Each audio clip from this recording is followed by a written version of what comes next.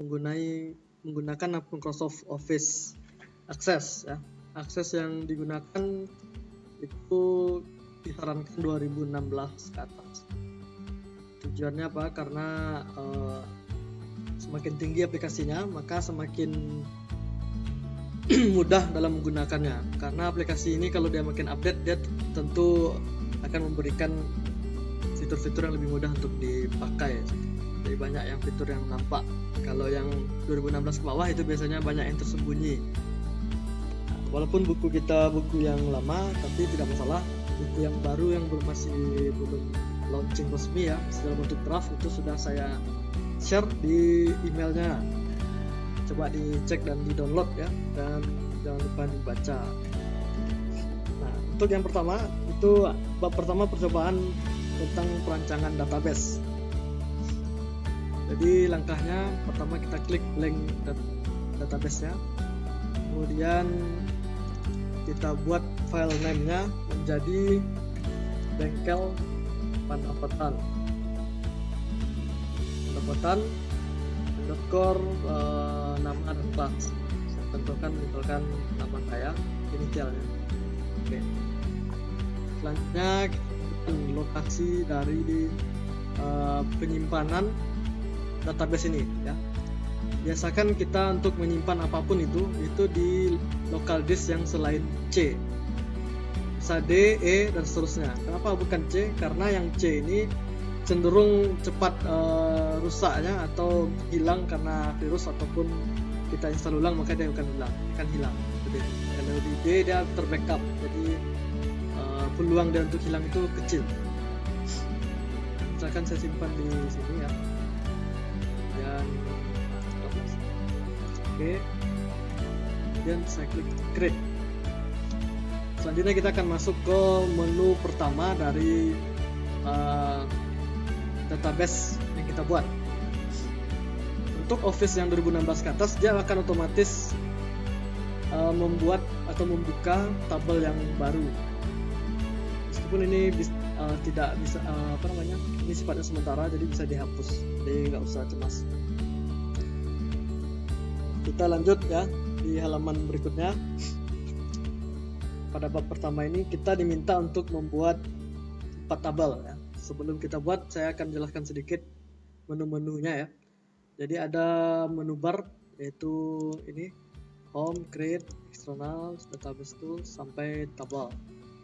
Kemudian di home itu ada beberapa menu bar lainnya yang sering kita pakai nanti di home dan di create, itu paling sering ya.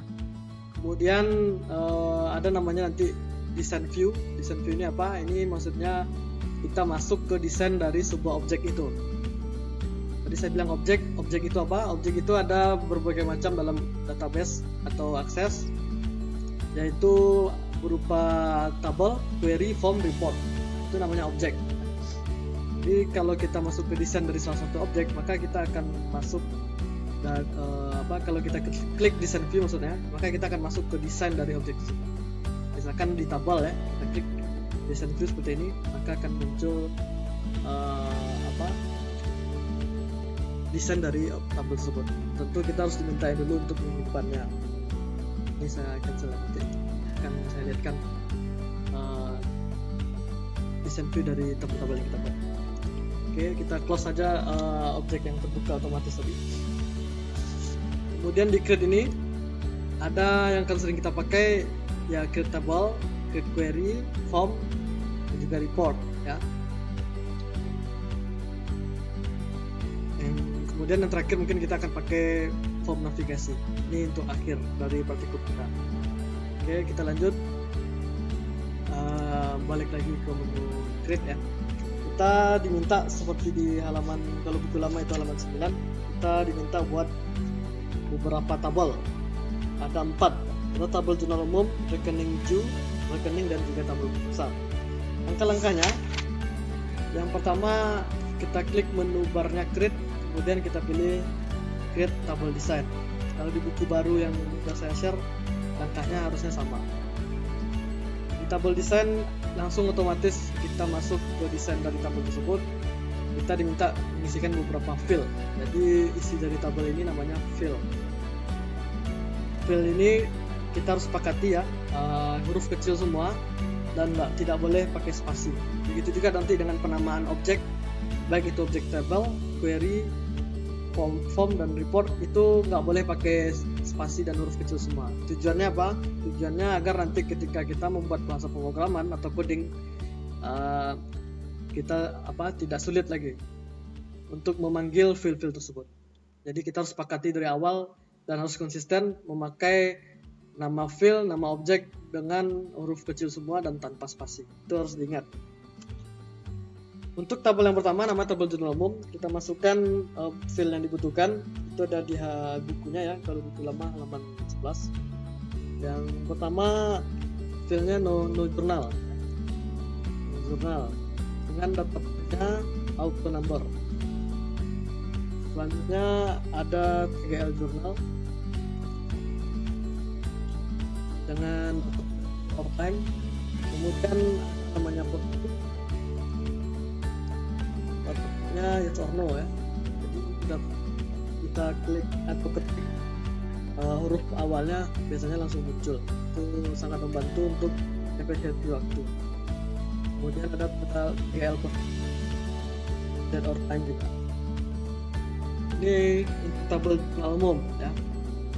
Nah, di tabel jurnal umum kita diminta untuk menentukan satu buah primary key, yang mana biasanya primary key ini ditentukan pada field yang sifatnya kode unik, yang unik ya.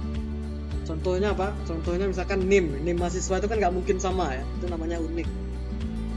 Begitu juga dengan tabel jurnal umum ini, yang unik di sini adalah nomor jurnal. Karena tanggal jurnal posting dan ataupun tanggal posting itu bisa jadi tidak unik atau bisa sama dengan transaksi-transaksi yang lain. Itulah kenapa pemberian primary key wajib kepada field yang sifatnya unik. Caranya mudah ya. Pilih fieldnya paling kiri, bisa tadi klik kanan primary key, atau setelah kalian pilih fieldnya, kemudian di sisi kiri atas itu ada button atau fitur primary key. Jika sudah, maka kita bisa menyimpannya dengan cara klik kanan save atau boleh langsung Ctrl S. Kemudian buat tabel, nama tabelnya adalah tabel jurnal umum. Jurnal umum. Itu tanpa tabel jurnal umum itu selesai. Selanjutnya kita bisa masuk ke pembuatan tabel rekening dan juga tabel-tabel lainnya. Caranya sama, dari menu create, kemudian pilih tabel design, masukkan file name-nya, ada norec dengan data type sorttext ya. Kalau buku lama itu maksudnya, kalau buku baru itu udah sorttext, karena buku lama itu masih pakai Access 2007. Kalau di buku baru itu udah pakai Access 2020. Norec, data type-nya sorttext, ada file size ya. File size itu kita dapat di bagian properti di bawahnya.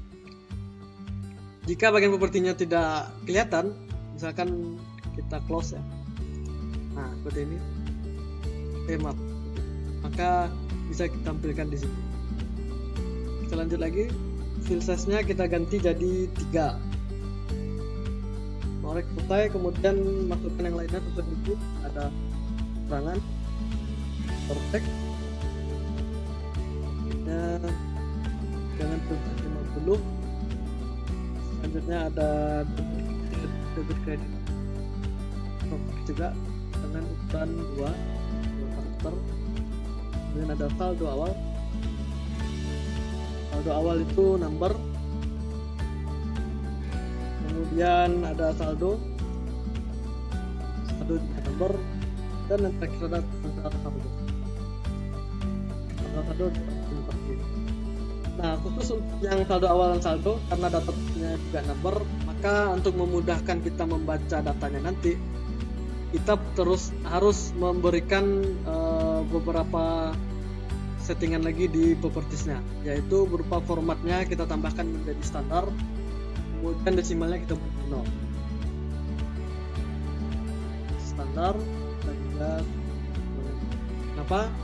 Kalian mungkin pernah membaca misalkan 1000 ya. 1000 itu kan kalau tidak ada tanda pemisah titiknya, maka akan sulit untuk dibaca.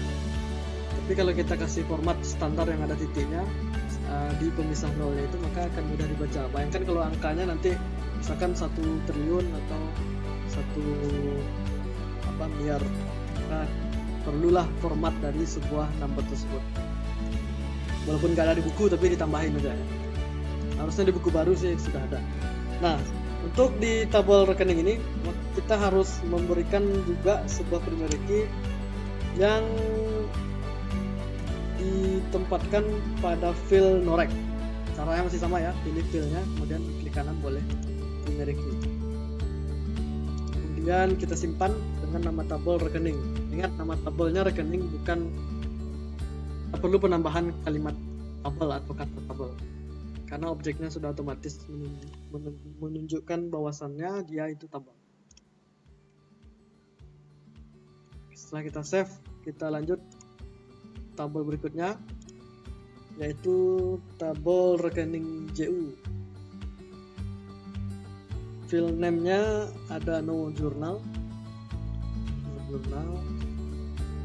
number. Nah, nomor jurnal ini nggak perlu, karena ada number nggak perlu kita tambahkan format standar. Terus ada noreknya berupa teks dengan tulisan 3. Kemudian ada keterangannya juga teks, tulisannya 50. Ini maksudnya karakter ya. Kemudian ada debit juga number ya. Terus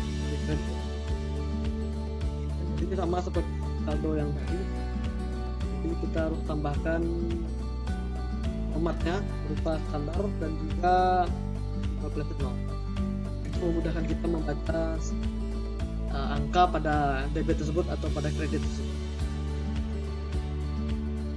Oke, selesai tabel rekening JU. Rekening JU kalau di buku perintilan tidak perlu menggunakan primary key. Karena apa? Karena rekening dapat muncul lebih satu kali pada sebuah jurnal umum. Rekening JU. Nah, muncul pop up ya. Apakah kita mau membuat primary key sekarang? Pilih aja no. Kita buatnya nanti aja ya, setelah lebaran. Oke, sekarang kita simpan. Next, tabel terakhir, tabel besar. Sama ya, create, design, kemudian masukkan filenya, ada ID atau number, kemudian norek itu short text, tulisannya 3. Kemudian ada tanggal sudah jelas, dan of time. Next, ada debitnya number, ini sama ya, number. Formatnya standar. Kemudian ada kredit, sama juga number, format standar, dan desimalnya. Dan yang terakhir adalah saldo awal tanpa yes or no. Untuk buku besar, primary key-nya ada di ID. Ya, klik kanan di bagian fill ID dan pilih primary key. Ingat, file name kita tidak boleh pakai huruf besar, huruf kecil semua, dan tanpa spasi. Jika sudah, kita simpan dengan nama buku besar. Oke. Nah, sekarang kita sudah punya 4 tabel buku besar. Nah, ini tampilannya ya. Kemudian tabel jurnal umum seperti ini. Kemudian tabel rekening, dan ini rekening.